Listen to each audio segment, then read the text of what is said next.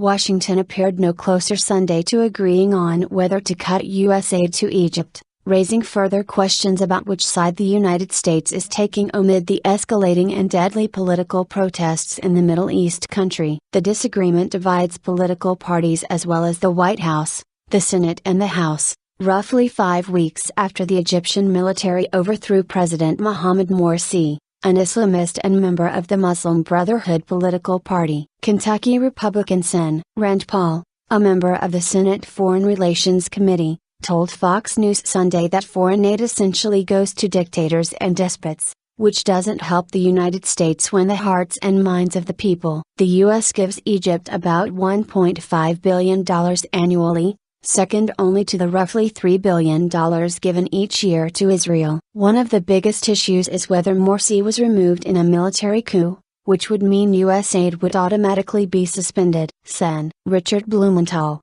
D. Connecticut, told Fox News the U.S. should continue to supply aid, but only on a conditional basis, which included the military's release of political prisoners and restoring the rule of law. An estimated 600 Morsi supporters were killed last week when the military cracked down on protests. I don't see how we can give them aid in light of what has happened, New Hampshire Republican Sen. Kelly Ayotte told NBC's Meet the Press.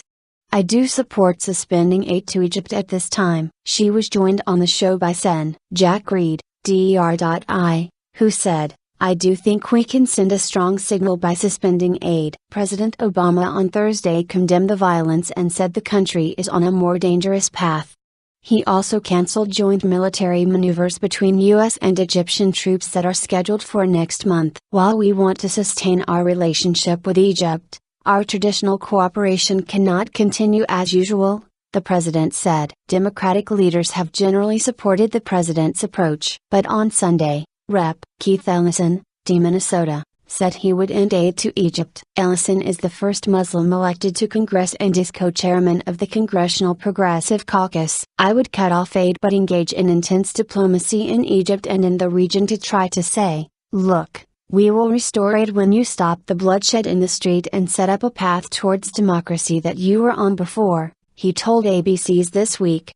In my mind, there's no way to say that this was not a coup. Rep. Pete King, RN.Y, said curtailing aid could reduce U.S. influence over Egypt's interim government, which controls access to strategic resources, including the Suez Canal. We certainly shouldn't cut off all aid, King, chairman of the House Panel on Counterterrorism and Intelligence, told Fox News. King said there are no good choices in Egypt, a reliable U.S. ally in the unstable Middle East. Morsi was democratically elected. But, King said, the group has not demonstrated a commitment to democracy. The fact is, there are no good guys there, King said. But of the two, I think there is more opportunity to protect American interests if we work with the military and continue our relationship with the military. Though Obama has denounced the violence, canceled the military exercises scheduled for September and delayed the delivery of 4 F-16 fighter jets, the White House has refused to declare Morsi's removal a coup. Republican Sen. John McCain of Arizona renewed his call Sunday to stop aid as the Egyptian military continues to crack down on protesters seeking Morsi's return. For us to sit by and watch this happen is a violation of everything that we stood for,